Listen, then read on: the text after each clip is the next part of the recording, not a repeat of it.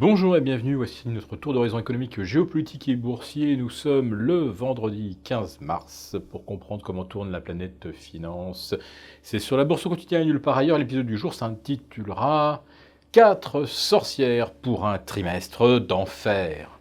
Ouais, c'était vraiment facile comme titre, mais bon, difficile d'y échapper puisque c'est le vendredi des 4 sorcières et que l'on vient effectivement de connaître un trimestre d'enfer. Un premier trimestre qui n'a d'autre équivalent en ce 21e siècle que le premier trimestre 2015, où le CAC 40 avait gagné pratiquement 28%. Alors non pas du 24 décembre au 15 mars, mais du 10 janvier au 4 avril. En fait, il manque encore environ une semaine pour égaler le record de hausse indicielle du CAC de l'Eurostoxx.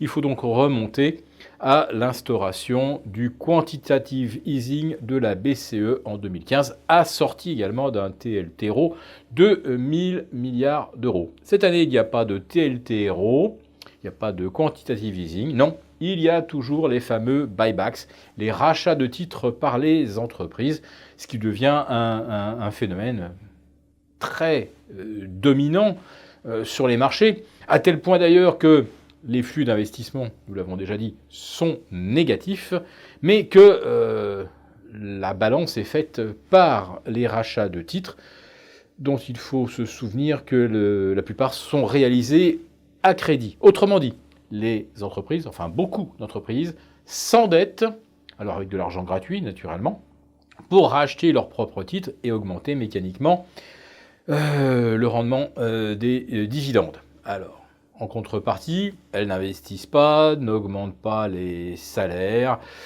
à part quelques exemples comme Amazon, mais Amazon peut investir puisque Amazon ne paye pas d'impôts. Voilà. Peut-être sommes-nous arrivés un petit peu au bout de la logique de ces rachats, mais on a quand même une information ce matin. Uber souhaite s'introduire en bourse début avril. Alors, il reste 15 jours. On imagine que chez Uber, ils parient qu'ils vont pouvoir introduire Uber au plus haut de tous les plus hauts. Car d'ici 15 jours, ça serait bien le diable si le Dow Jones, le S&P n'avaient pas revu leurs records historiques absolus. Et pour le CAC 40 qui attaque maintenant les 5370, on a donc fait mieux que refermer le gap des 5344, ce qui était déjà un objectif extraordinaire, puisque situé à plus de 18% des planchers du 27 décembre ou du 3 janvier dernier, eh bien le CAC 40, ça y est, caracole maintenant au-delà des 5370 et affiche pratiquement 3% de hausse sur la semaine, ce qui porte la performance trimestrielle à plus 13,5. Si ça, c'est pas une performance d'enfer, je ne sais pas comment la qualifier. Le CAC 40 qui a donc doublé, tout klaxon hurlant, le Dow Jones et le S&P qui ne gagnent que 12 à 12,5%. Le CAC 40 qui talonne désormais le Nasdaq avec ses invincibles plus 15%. Mais le Nasdaq hier plafonnait également aux alentours des 7650. Alors nous rappelons quand même que le grand gagnant du premier trimestre, c'est le secteur des semi-conducteurs. C'est un peu normal. Et c'était également celui qui avait le plus baissé à l'automne 2018, ce qui signifie que depuis le début de la correction, et non, ce ne sont pas les semi-conducteurs qui réalisent la meilleure performance, mais le secteur des utilities, c'est-à-dire en fait les services aux collectivités qui distribuent du dividende, et les valeurs énergie.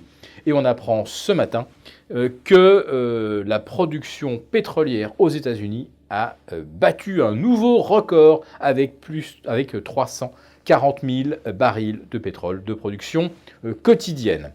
Alors, le baril à 58 $ sur le NYMEX est pas loin d'un bel objectif que nous situons aux alentours de 60 $. Et je voudrais quand même attirer votre attention sur le fait que quand le pétrole se met à monter, eh bien, souvent, ça survient en fin de vague haussière sur les actions et les obligations parce qu'il y a un moment où les opérateurs, saisis de vertige, éprouvent le besoin de diversifier. Très bon week-end.